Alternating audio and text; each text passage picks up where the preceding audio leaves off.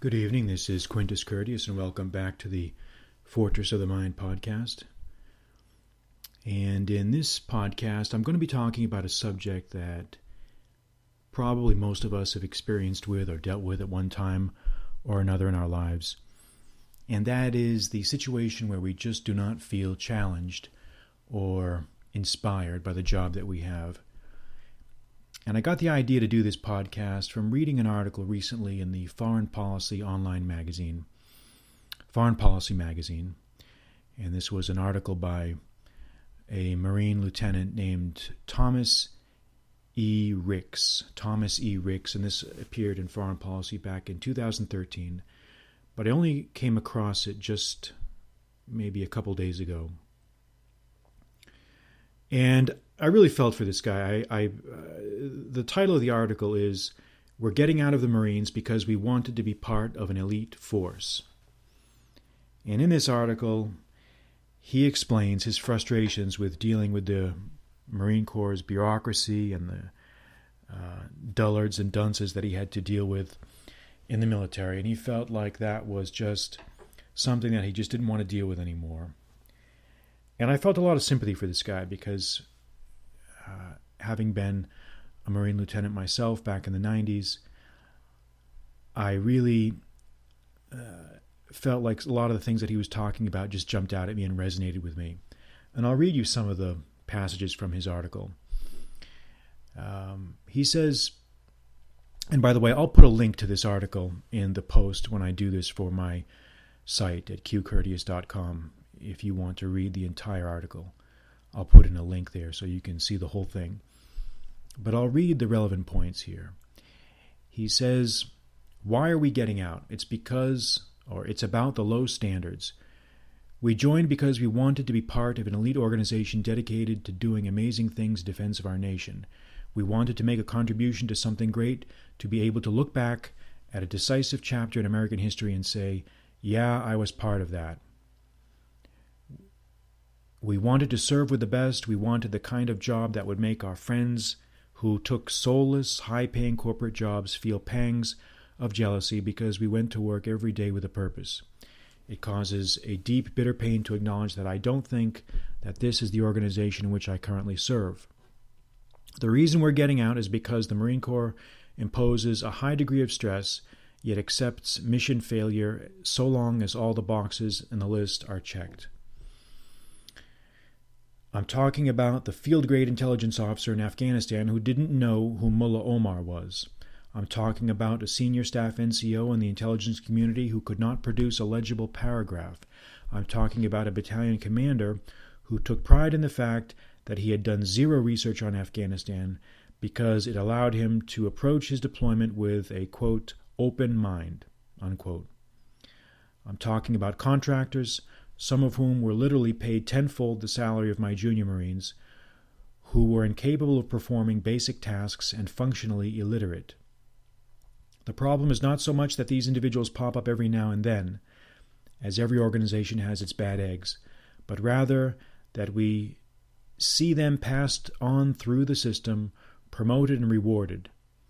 If we are truly the elite organization we claim to be, how do we justify the fact that we allow these individuals to retain positions of immense influence, much less promote them through the ranks? How do we justify this endemic tolerance for mediocrity or outright incompetence? Well, I'll read a few more of his passages a little bit later in the broadcast, but I think for now you can get the idea of what he's getting at. This is a young lieutenant who was deployed to Afghanistan and was shocked by all the dunces, dullards, idiots, and morons that he encountered and that he had to serve with. And make no mistake, every organization has them. Every organization has them.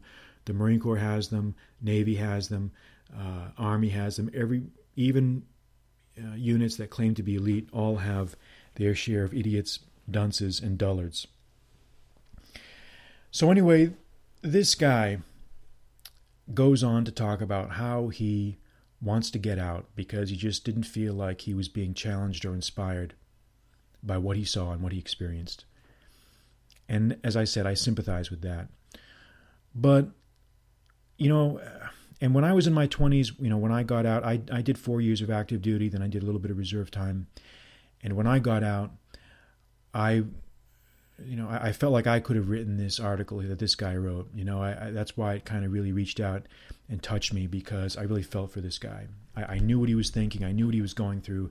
I could feel the bitterness coming through in the paragraphs. And I felt like, yeah, man, I get it. I've been there. It hasn't.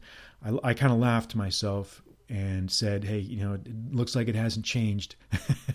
Looks like it really hasn't changed since the 90s. It's just that they get paid more now. There's a lot more money than there used to be floating around. That this was the pre-war on terror Marine Corps. But let me just offer a few observations that as I've gotten older and as I've passed through, or I'm in the middle of my 40s here, I think I have a little bit more of a perspective than I did in my 20s. And I might be able to offer some possibly countervailing opinion as to, to complement what he's saying here. First is, if you think that any military organization is going to be completely composed of elites and top-of-the-line, hardcore, ass-kicking, snake-eating, hard-charging, mission-oriented guys, you're just delusional. It's never going to be like that. It's never going to be that way, and it never has been that way. I think it's been estimated. I don't know where these estimates would have come from, but I think I remember reading once that in any military organization, or probably any organization in general, at most no more than 15%, no more than 15 or 20% of the personnel are going to be worth a shit when the chips really are down. Now think about that for a minute. Really think about that. No more than 15 to 20% of the people are going to be worth anything when the shit really hits the fan. And that's just the reality. The vast majority of people in any organization are incompetent or inept or are content simply to just go with the flow, to just ride it out, go with the flow, check the boxes, and collect the paycheck. That's the reality. That's just the reality, and it's always been that way. And it may be hard for this guy to process, and it may be difficult to accept, but it's always been that way. I'm listening right now to an audiobook, and I like to listen to audiobooks because I can spend time in the car driving as I drive to and from work, and as I go do my job. I can consume good things. I can consume books rather than the nonsense on the radio. And I'm listening right now, or I guess reading, quote unquote, reading Xenophon's Anabasis, the Greek historian Xenophon, Xenophon. Anabasis was, or it's also called the March of the 10,000, or the Persian expedition. And this was a historical account of a Greek mercenary army that was hired by a usurper to the Persian throne named Cyrus. And the expedition failed. Cyrus was killed, and they had to make their way back to the seacoast. And this book recounts all those details. In any case, that's not really important, but there's a passage in the book where Xenophon talks about how the military, and this is like 300 BC. This is an ancient incident. This is a very, very old historical incident. And he talks about how the army was put on display to show off to the barbarian kings and potentates, and they arrayed themselves in the best formations in their armor and shields and swords, and went on parade and showed their drills and faced right, faced left, about faced, flanked right, flanked left, to the amusement of barbarian kings whom they encountered in their march. And I just said to myself when I heard that, I said, you know what, it just hasn't changed. The dog and pony shows that we had to put on, in the 1990s, and this guy had to put on in the 2000s, are the same things that militaries have been putting on since 400 BC or 300 BC or whenever, maybe even earlier than that. It hasn't changed, because human nature doesn't change, because organizations don't change. So I'm not saying this to suggest that we should accept mediocrity, that we should accept stupidity, ignorance, dullardness. I'm not saying that at all. What I am saying is that we have to accept the human element in things. We have to accept the fact that in any organization, no more than 15 or 20% of the people are really going to be worth anything. And this really is important when we talk about military organizations, because let's face it, let's cut right through the bullshit. These recent colonial wars that America has been involved in Iraq, in Afghanistan, other places, these have cost a great deal in terms of treasure, in terms of money, prestige, and loss of life. I mean, but the loss of life in these wars has been in the thousands, not in the tens of thousands like they were in earlier wars, not like in Vietnam, not like in Korea, not like World War II, not like World War I wasn't that, not like the Civil War. Okay? So Americans have a very low tolerance for casualties, and this is something that our enemies have often commented on. And we've been very lucky in that respect. And I'm not trying to minimize the seriousness of Iraq and Afghanistan. I mean, I have nothing but respect for the people that were there.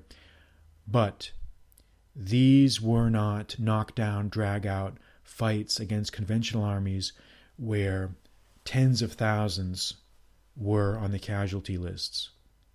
We just, America has not been involved in that sort of a struggle since Vietnam. Arguably, not even since World War II. And a lot of the graft and inefficiency and incompetence that you see in peacetime in a garrison military would go right out the window if the balloon really went up. If there really was a knockdown, drag-out fight, if there really was a war against a conventional army, a nation state, where you actually had a full spectrum of conflict, you had naval engagements, air power, armies. And don't say that, that'll never happen again, and that's never going to happen again, because that's not true. Every time someone has predicted the end of conventional conflict, in another 10 years, a huge war has broken out. So we can never say that that era is closed. We don't know. We do not know. And the enemy of the future, we don't know who it could be. It could be anybody. You pick the states on that had the roster list for conventional enemies. We don't know. We just don't know. But I suspect that a lot of this, lackadaisical attitude and non-elite attitude would go right out the window if the balloon really went up. Let me read a little bit more from his article, because this is a good. He makes some good points here. He says, if you really want to know what an institution values, don't look at its mottos or mission statements. Look at how it spends its resources, especially its human capital. Economists call this revealed preference. When I was in the midst of a time-critical project aimed at mapping insurgent networks in Helmand province, I was told to put the project on hiatus so I could organize a visit from General Allen. Must have been some general. The implicit message was that a smooth itinerary and content general were more important than catching an insurgent cell before they left for Pakistan. How else was I supposed to interpret this?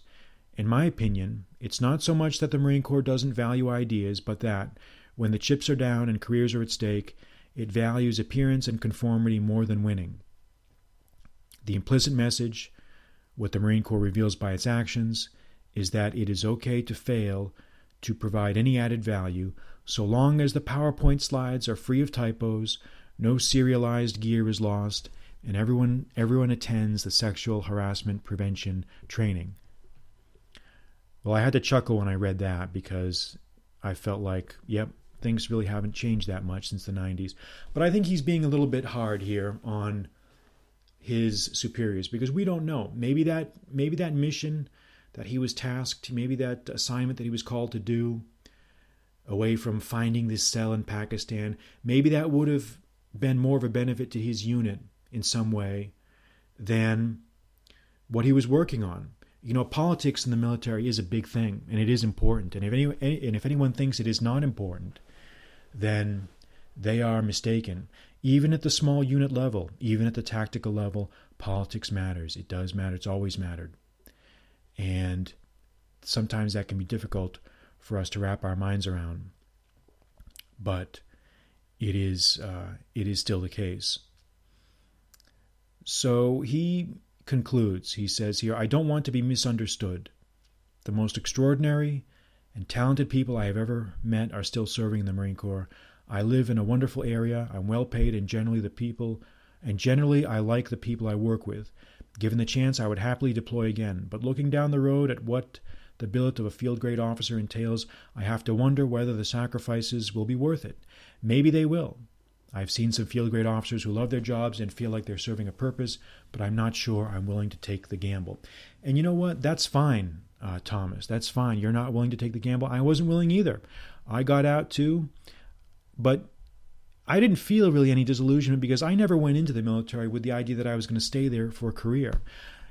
In my thinking, and I think the model that I think a lot of aggressive, bright, intelligent guys who are looking for a challenge, you go into an organization like this for a limited period, you learn what you can, you get the worldly experience you can, you do what you can, you put your ass on the line, you pay your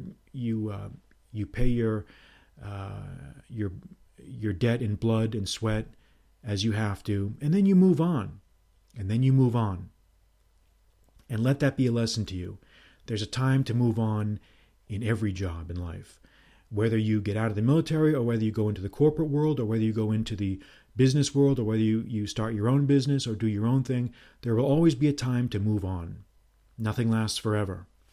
Nothing lasts forever. So those are the points that I think that we should take away from all this. Again, to recap, my first point, number one,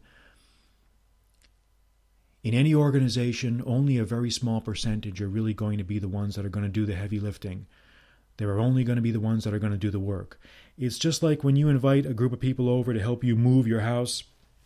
How many people do the real lifting and how many people fake lifting? I'm pretty confident that you would agree with me that the majority of people, if given the opportunity to slack off, they will slack off and they will fake lifting. Not all, but many. And the second point is that military organizations or any large organization always have their share or more than their share of bureaucratic inertia, of lassitude, of complacency, of indolence, of laziness, and we have to accept that. Try to make yourself elite and not worry about whether you can make other people elite. Other people are going to do what they're going to do. You can't control that. You can't make somebody be elite. You can't make someone into a hard charger or a go-getter if they are not already that before you met them. So you have to take people as they are. You have to take the raw material that you have and try to work with it. And my other point, I think my third point, was that we have not yet really been involved. The next big one is coming. It's still coming. It hasn't happened yet, but there is a big one on the horizon. I don't know how long it's going to be. It may be 20, 30. It could be as little as 10 years. 10, 20, 30. We just don't know. My guess would be not more than 30 years. But there are spheres of influence and multipolarities emerging in the world. And when this happens, there is going to be zones of conflict. And people are then going to look back on Afghanistan and Iraq and say, wow, that was the good old days. 5,000 casualties, 6,000 casualties. They have no idea, believe me. You wait to see what the next one is going to look like, where you've got weapons and the full spectrum of technological sophistication that nation states can bring to bear on the battlefield. And you see what that one's going to look like. And when that does happen, a lot of that bullshit, a lot of that graft, a lot of that inefficiency, laziness is going to go right out the window. You will see battlefield promotions. You'll see incompetent officers getting cashiered. You'll see dorks getting fired, court-martialed, thrown out, the whole 9 yards. The system corrects itself. The system corrects itself in many ways. The system is a self-righting system. And so you have to have some faith in that. But in the meantime, you also have to do what's in your best interest. And obviously, from reading your article, this guy's article, he felt like he wanted to move on in life, and I respect that, and I think that's great. But those were the points I wanted to make when reading this guy's article. And again, as I said, I'm going to post this in the link to this podcast on my site so you can read it. And I just wanted to make those points.